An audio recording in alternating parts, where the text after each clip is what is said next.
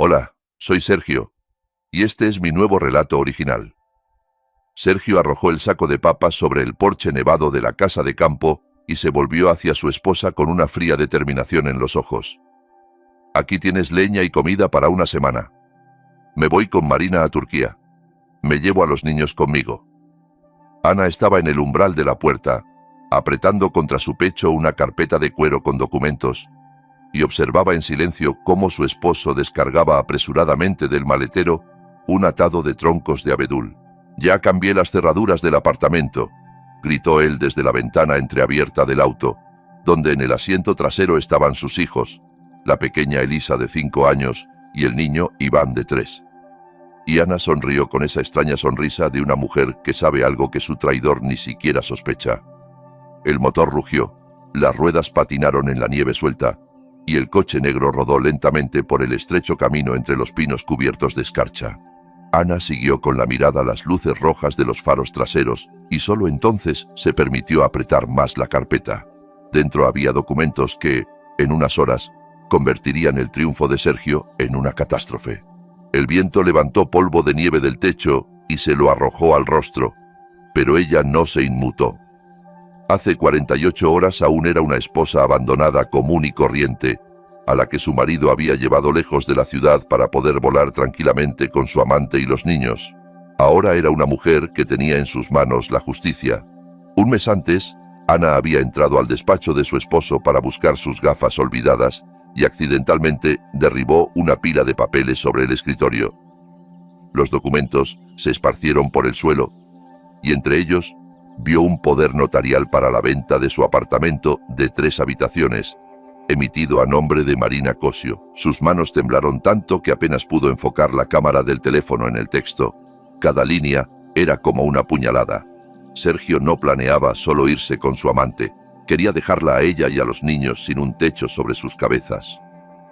Ana fotografió cada página, tratando de no respirar para que las imágenes no salieran borrosas. En la habitación contigua, Iván tosía.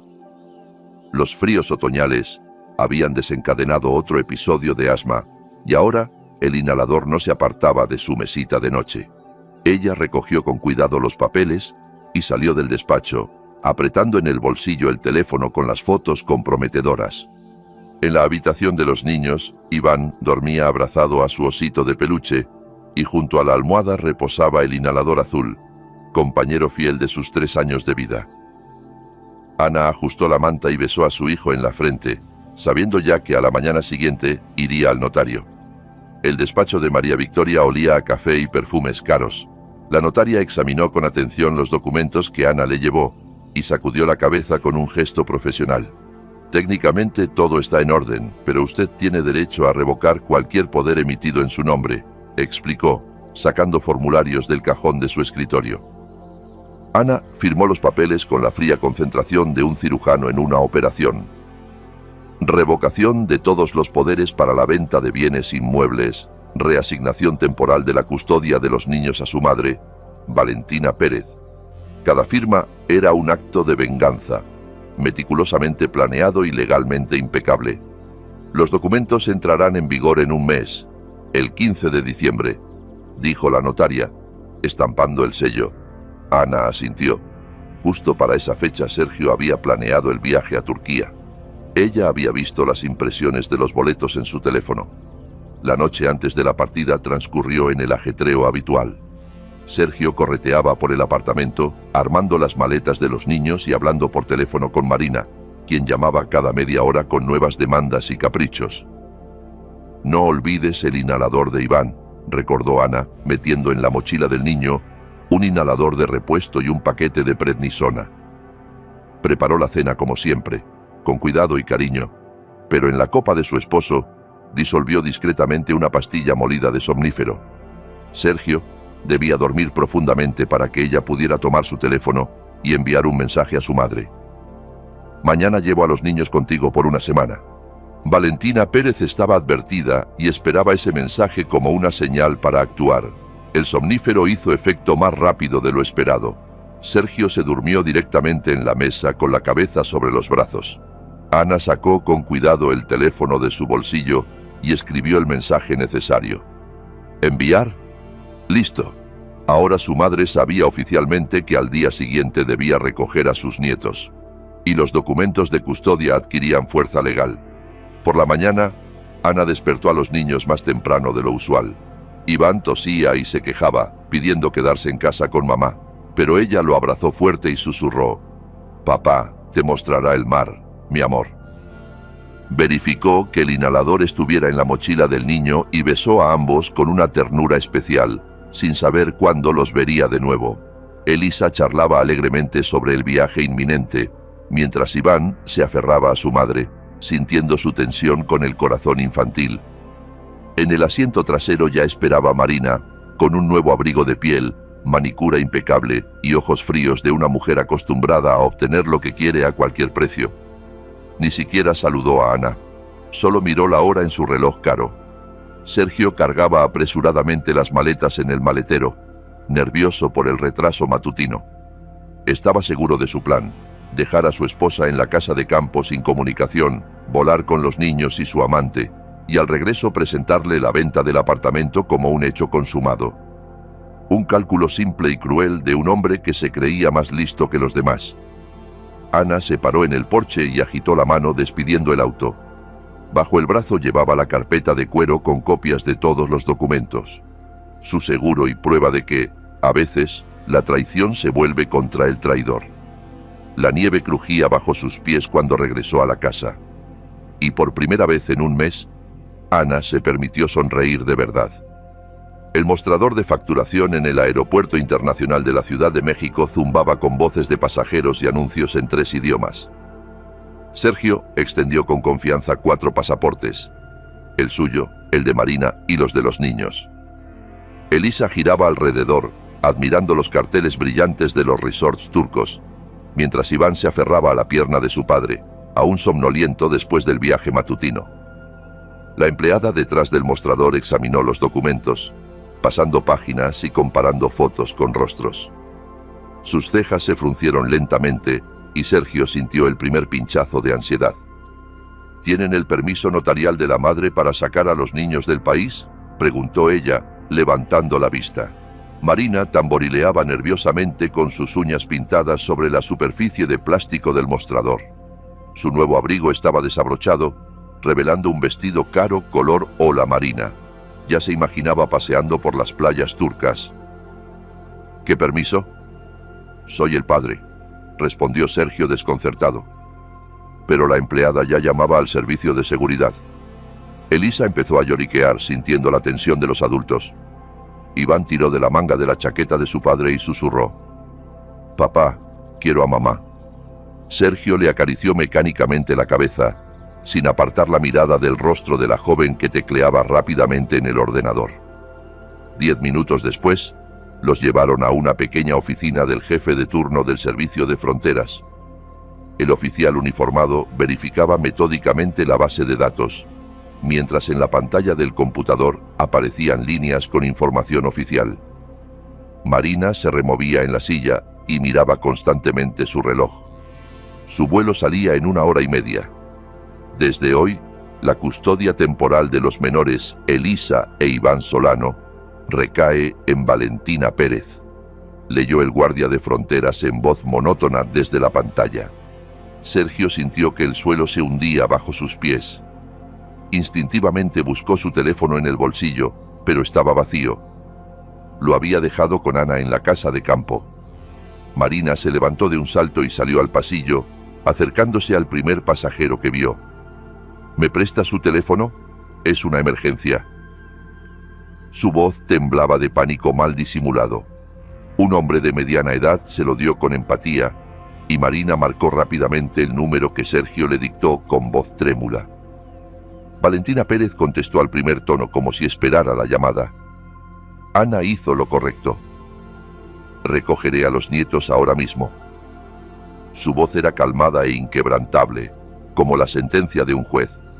Sergio arrancó el teléfono de las manos de Marina y gritó algo incoherente, pero su suegra ya había colgado. Justo en ese momento, Iván comenzó a ahogarse. Al principio solo tosió, pero luego la tos se volvió desgarradora y muchitelnaya. El niño se llevaba las manos al cuello. Sus labios adquirían un tono azulado. Elisa retrocedió asustada hacia la pared y lloró. Sabía que esos ataques de su hermano eran terroríficos.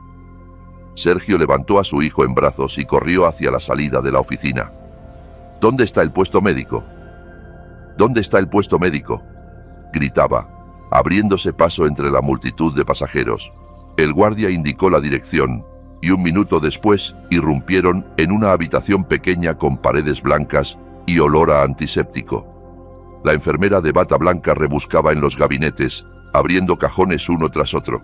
No tenemos medicamentos pediátricos para el asma, solo dosis para adultos. Su voz revelaba el pánico profesional de quien entiende la gravedad pero no puede ayudar. Iván jadeaba en brazos de su padre. Su pechito se agitaba convulsivamente. Elisa estaba en un rincón, llorando y abrazando su muñeca favorita. Marina se acercó a la ventana y sacó su propio teléfono, tecleando un mensaje rápido. Su rostro estaba tenso, pero no por preocupación por el niño. Resolvía sus propios problemas mientras Sergio luchaba por la vida de su hijo. La ambulancia llegó en 8 minutos, que parecieron una eternidad. El paramédico, un hombre mayor con ojos cansados, examinó rápidamente a Iván y le inyectó prednisona. Es un ataque grave. Necesita hospitalización, dijo, acomodando al niño en la camilla. La máscara de oxígeno cubría la mitad de su carita. Sergio se sentó junto a su hijo en la ambulancia, sin soltarle la mano. Elisa se acurrucó en sus rodillas y sollozaba en silencio. El paramédico monitoreaba el pulso y la presión, dando órdenes cortas al conductor. Más rápido, la saturación baja. Ataque demasiado fuerte. Podría haber edema cerebral. Sergio oyó fragmentos de la conversación de los médicos. Esas palabras lo golpearon más que cualquier golpe físico.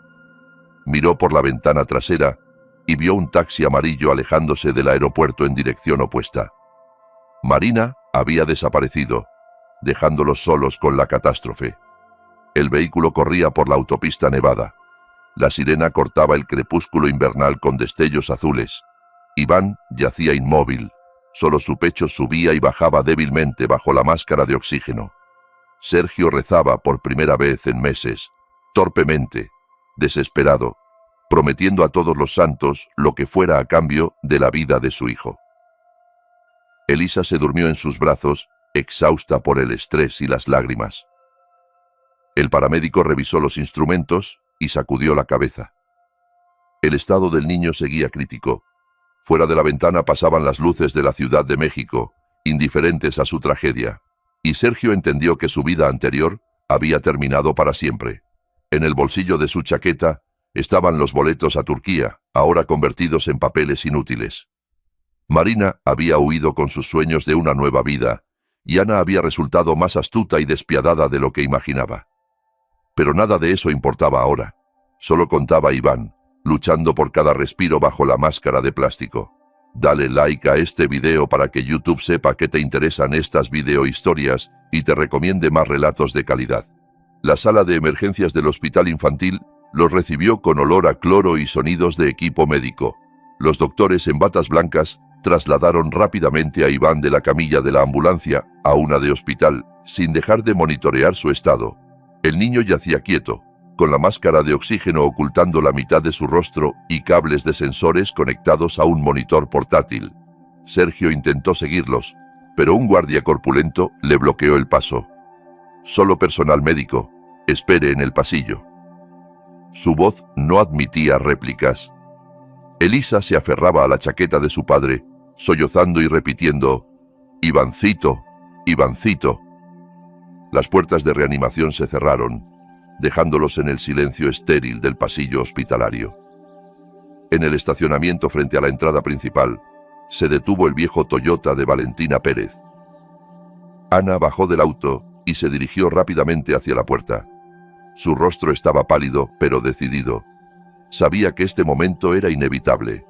El encuentro con su esposo, quien apenas empezaba a comprender la magnitud de lo ocurrido. El pasillo de reanimación era largo y estrecho, iluminado por una fría luz neón. Sergio estaba apoyado en la pared, sin afeitar, con la camisa arrugada que se había puesto esa mañana para el viaje a Turquía. Sus nudillos estaban ensangrentados. Los había golpeado contra la pared para descargar su furia impotente y su desesperación. Al ver a Ana, algo se quebró en sus ojos. «¿Qué has hecho? ¿Qué le has hecho a nuestro hijo?», gritaba, agarrándola por los hombros. Pero el grito no era tanto de ira como de horror ante el hecho de que sus propias acciones habían llevado a la catástrofe. Ana lo miró en silencio, sin intentar liberarse. Elisa vio a su madre y corrió hacia ella, llorando. «Mamá, Ivancito no respira. Ivancito está azul». La niña hundió el rostro en el abrigo de su madre, buscando protección del nightmare que se desarrollaba a su alrededor. Valentina Pérez se acercó y abrazó en silencio a su nieta, alejándola de los padres gritones. El jefe de reanimación era un hombre de unos 50 años con ojos cansados de un médico que ha visto demasiadas tragedias infantiles. Extendió sobre la mesa radiografías y resultados de análisis, explicando la situación a los padres con un lenguaje seco y profesional. Hipoxia cerebral grave, conectado a ventilación mecánica. Ana apretaba el borde de la mesa con tanta fuerza que sus nudillos blanqueaban. Cada palabra del doctor era como un martillazo. Edema cerebral, falta de oxígeno, pronóstico incierto. «No damos pronósticos por ahora. Las próximas 24 horas lo dirán». El doctor recogió las imágenes y miró a los padres con empatía profesional. Sergio sacó su teléfono y trató por enésima vez de llamar a Marina. El número estaba fuera de servicio. Ella lo había apagado justo después de subir al taxi en el aeropuerto. Entendió que estaba solo con sus problemas, sin dinero, sin apoyo, con un hijo moribundo y una esposa que lo odiaba. En el lobby del hospital había un cajero automático y Sergio decidió sacar dinero para el tratamiento. Insertó la tarjeta, tecleó el PIN, pero la pantalla mostró fondos insuficientes. La segunda tarjeta dio el mismo resultado. La tercera, llamó al banco con manos temblorosas. El operador de seguridad fue cortés pero inflexible. Esta mañana a las 9:30, su persona de confianza, Marina Cosio, retiró el límite disponible de sus tarjetas. La suma total fue de 840.000 pesos. Sergio se dejó caer en una silla de plástico junto al cajero, dándose cuenta de que Marina lo había despojado por completo. El poder para manejar las cuentas bancarias se lo había dado un mes antes, cuando ella se quejaba de problemas con su propia tarjeta. Entonces le pareció un gesto natural de un hombre que confía en su amada. Ahora ese poder se había convertido en el instrumento de su ruina total. La noche en el hospital se extendió interminablemente. Ana se sentó en la sala de reanimación en una silla dura junto a la camita de su hijo. Iván yacía inmóvil, conectado a múltiples aparatos que vigilaban cada latido de su corazón, cada respiración artificial. Su manita estaba fría en la palma de ella. Los monitores pitaban monótonamente, mostrando una actividad cerebral débil. Los doctores entraban cada hora, verificaban los indicadores, anotaban en la ficha, pero sus rostros no revelaban nada. Ana no se apartaba de la cama, susurraba algo inaudible a su hijo, rezaba a un Dios en el que no creía. A través de la pared de vidrio de la sala, veía a Sergio. Él estaba sentado en el suelo del pasillo, recostado contra la pared, y lloraba. En silencio, como lloran los hombres adultos cuando su mundo se derrumba. Elisa dormía en sus rodillas, cubierta con su chaqueta. Valentina Pérez cabeceaba en un banco cercano. Al amanecer, el estado de Iván se estabilizó, pero los doctores aún no daban pronósticos. Ana pasó la noche en vela, sosteniendo la mano de su hijo y pensando que su venganza se había vuelto en su contra. Quería darle una lección a su esposo, mostrarle que no era tan fácil abandonar a la familia y llevarse a los niños. Pero el precio de la lección había sido demasiado alto. La luz matutina se filtraba por las ventanas del hospital, cuando la enfermera de turno le trajo a Ana una taza de té. «Vaya a lavarse la cara, yo me quedo con el niño», le ofreció con compasión. Pero Ana negó con la cabeza. No podía dejar a Iván ni un minuto, temiendo que se fuera mientras ella no estuviera. Sergio pasó la noche en el pasillo, incapaz de irse pero sin derecho a entrar en la sala. Pensaba en cómo todo había salido mal. Por la mañana planeaba estar en una playa turca con Marina y los niños, y ahora estaba en un pasillo hospitalario, arruinado, y abandonado, con su hijo moribundo detrás de un vidrio. Valentina Pérez despertó primero y llevó a Elisa al cafetín del hospital. La niña necesitaba comer y distraerse de lo que pasaba. ¿Ivancito se pondrá bien?, preguntaba Elisa, masticando un sándwich. «Se pondrá bien, mi sol». «Seguro que sí», respondía la abuela, sin creer en sus propias palabras. En la sala de reanimación, los monitores seguían pitando, contando los segundos de vida de un niño de 3 años. Ana no soltaba su mano, esperando que su calor lo ayudara a volver. Pensaba que estaba dispuesta a darlo todo, su venganza, su razón, su orgullo, solo para que Iván abriera los ojos y dijera: «Mamá, si te gustó este relato, suscríbete al canal para no perderte nuevos videos».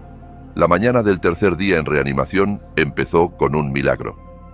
Ana cabeceaba en la silla junto a la camita de su hijo cuando oyó un leve ruido. Iván abrió los ojos y giró lentamente la cabeza hacia su madre. Su mirada era consciente, viva. «Mamá», susurró apenas audible, y esa palabra sonó como la música más hermosa del mundo.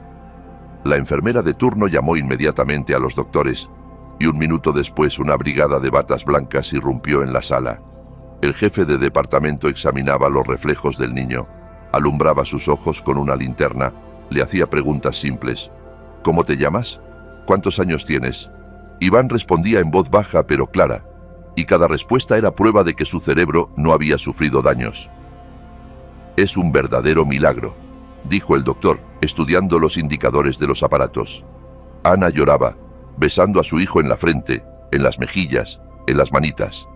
No podía creer que la pesadilla hubiera terminado, que su niño había vuelto vivo y sano.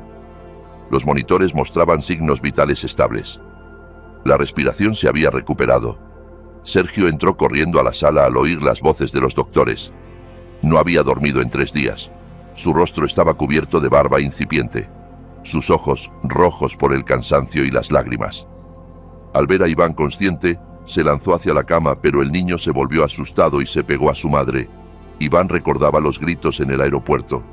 Recordaba cómo papá gritaba a mamá por teléfono. La memoria infantil guardaba el miedo y el dolor de ese día en que todo salió mal.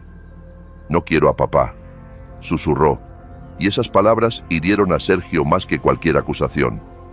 La enfermera trajo los resultados de los análisis de sangre urgentes tomados justo después de que Iván despertara. En la sangre del niño se detectaron rastros de un fuerte sedante, informó al doctor. Ana palideció, comprendiendo lo que significaba. El somnífero que ella le había dado a Sergio en el vino, él se lo había administrado a los niños antes del viaje. Sergio vio el horror en los ojos de su esposa y supo que ella lo había adivinado. «Quería que durmieran tranquilos en el camino», confesó en voz baja. «Les di media pastilla tuya con agua. Pensé que era inofensivo». Ana se cubrió el rostro con las manos. Su propio somnífero casi mata a su hijo.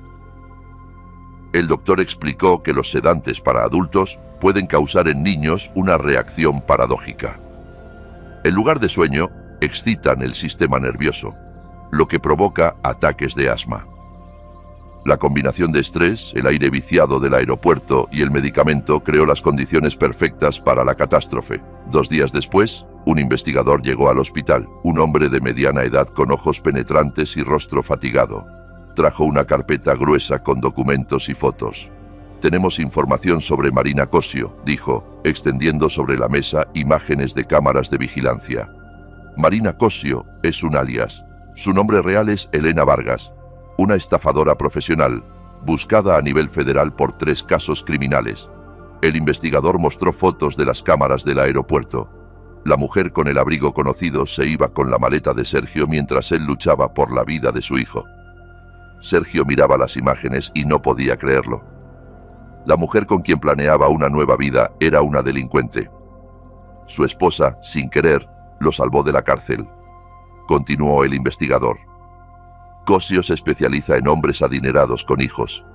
Planeaba incriminarlo en lavado de dinero de drogas. El investigador sacó otra foto de la carpeta. El plano del apartamento de Marina, encontrado en un allanamiento.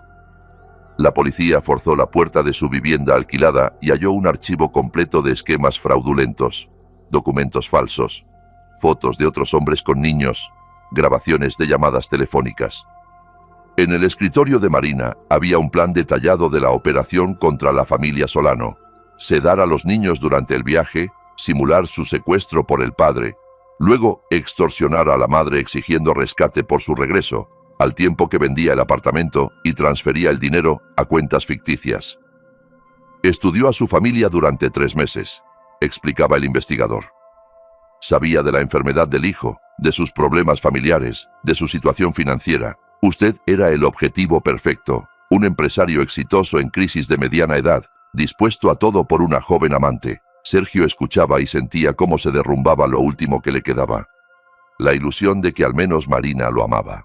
Incluso eso era una mentira, un espectáculo meticulosamente dirigido. No era un hombre que había conquistado el corazón de una mujer hermosa, sino la víctima de una timadora profesional. Ana escuchaba en silencio el relato del investigador, sosteniendo la mano de Iván. El niño ya podía sentarse en la cama e incluso jugar con los juguetes que Elisa le llevaba. Pero cada vez que Sergio entraba en la sala, el pequeño se escondía detrás de su madre. El confianza estaba rota, y no se sabía si podría repararse. Marina Cosio fue detenida en el aeropuerto de Guadalajara al intentar volar a Dubái, informó el investigador al día siguiente. El dinero retirado de sus cuentas fue incautado y será devuelto al final de la investigación. Extendió a Sergio un certificado de inicio de causa penal y le pidió firmar el acta de interrogatorio. Elisa armaba un rompecabezas junto a su hermano, feliz de que él pudiera jugar al fin. Ivancito, mira, construí una casita para el osito, gorjeaba. Y el niño sonreía, aunque aún débil por la enfermedad. Esa alegría infantil parecía el único punto luminoso en la familia destruida. Cuando el investigador se fue, Sergio se acercó a la cama de su hijo. Iván no se apartó esta vez, pero tampoco se lanzó a sus brazos como antes. «Perdóname, mi amor», susurró Sergio, pero el niño guardó silencio, sin saber qué responder. El corazón infantil aún recordaba el dolor y el miedo. Sergio se arrodilló ante su esposa, sin importar la presencia de los niños y el personal médico. «Perdóname, Ana. Perdóname por todo». Su voz temblaba, las lágrimas corrían por sus mejillas sin afeitar. Entendía que lo había perdido todo: la familia, el dinero, el respeto de los niños. Y solo él era culpable. Ana miró en silencio por la ventana, donde caía la nieve de diciembre. Pensaba que su venganza había salido demasiado bien. Sergio estaba quebrado, humillado, arruinado, pero el precio de la victoria era exorbitante. La vida de su hijo había pendido de un hilo, y la familia estaba destruida para siempre. Sí, el consultorio del psicólogo familiar estaba en una calle tranquila cerca del centro de la ciudad. Un mes después de la salida del hospital, Elisa se sentaba en una mesita y dibujaba con lápices de colores. En el papel aparecía una familia: mamá, papá e Iván tomados de la mano. Todos sonreían. «Los niños se recuperan bien», decía la psicóloga, observando el trabajo de la niña. Sergio y Ana se sentaban en el sofá de cuero, cada uno en un extremo. Entre ellos se abría un abismo invisible. Él había envejecido en ese mes. Su cabello tenía canas. En sus ojos se había instalado el cansancio de un hombre que entiende el costo de sus errores. Ana se mantenía erguida, pero sus manos delataban la tensión. Sus dedos apretaban el asa de su bolso con fuerza, blanqueando los nudillos. «Iván aún evita el contacto físico con su padre», continuaba la psicóloga, hojeando sus notas. «Es una reacción protectora normal después de un trauma. La confianza se reconstruye lentamente, especialmente en niños de esa edad». El niño jugaba en un rincón del consultorio con cubos de madera, mirando de vez en cuando a sus padres. Elisa levantó la cabeza de su dibujo y miró a la psicóloga. «¿Por qué papá no vive con nosotros?» Ivancito pregunta «¿Cuándo vendrá papá a casa?». Su pregunta infantil quedó suspendida en el aire, y los adultos no sabían qué responder. Ana se volvió hacia la ventana. Sergio apretó los puños. La psicóloga explicó suavemente a la niña que a veces los adultos toman decisiones que cambian la vida de toda la familia.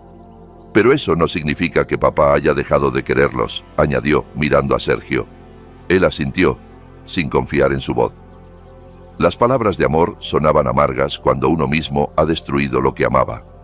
El edificio del Tribunal del Distrito de Reforma los recibió con paredes grises y olor a papelería. La audiencia por disolución de matrimonio estaba programada para las 10 de la mañana. Sergio llegó sin abogado. No planeaba disputar nada. En la sala de audiencias, Valentina Pérez se sentaba con los nietos en la última fila. Elisa jugaba en silencio con su muñeca. Iván dormitaba en las rodillas de su abuela. La jueza, una mujer de mediana edad en traje formal, leía los reclamos de la demanda en voz monótona. Pensión alimenticia del 30% de los ingresos. División de bienes adquiridos en común. Determinación del lugar de residencia de los niños con la madre. Derecho limitado de visitas bajo supervisión de servicios sociales. ¿El demandado tiene objeciones a los reclamos?, preguntó la jueza. Sergio se puso de pie y dijo claramente: no tengo objeciones. Me merezco esta decisión. Su voz no tembló, pero cada palabra le costaba esfuerzo. En la sala reinaba el silencio. Solo se oía el roce de papeles y el tic-tac del reloj de pared. Ana se sentaba en la mesa de la demandante y miraba al frente. Había logrado todo lo que quería. Sergio estaba castigado, humillado, privado de su familia. Pero la victoria no traía satisfacción, solo vacío y la comprensión de que no había vuelta atrás. La jueza dictó la disolución del matrimonio y la familia Solano dejó de existir oficialmente. La notaría en Paseo de la Reforma era la misma donde un mes antes Ana había revocado los poderes. Ahora firmaba el contrato de venta de la casa de campo, el mismo lugar donde su esposo la había dejado con un saco de papas y un atado de leña. El comprador, una joven pareja familiar, transfería el dinero a su cuenta.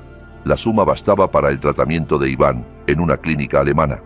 Documentos procesados, transacción completada, dijo el notario, estampando el sello final. Ana guardó los papeles en su bolso y salió a la calle, donde Sergio esperaba junto a la entrada. Había venido a despedirse de los niños antes de su viaje a Alemania. Valentina Pérez estaba con los nietos en el auto, sin querer encontrarse con su ex yerno. Sergio parecía perdido contra el fondo de las vitrinas elegantes de Reforma. Alquilaba un apartamento de una habitación en un barrio periférico. Trabajaba como gerente en una pequeña empresa. Su negocio se había derrumbado junto con su reputación. ¿Cómo están los niños?, preguntó cuando Ana se acercó. Iván casi no tose. Elisa va bien en la escuela, respondió ella secamente. Él le extendió un sobre con dinero, todo lo que había podido juntar en un mes, para el tratamiento de Iván. Sé que es poco, pero... Ana tomó el sobre en silencio.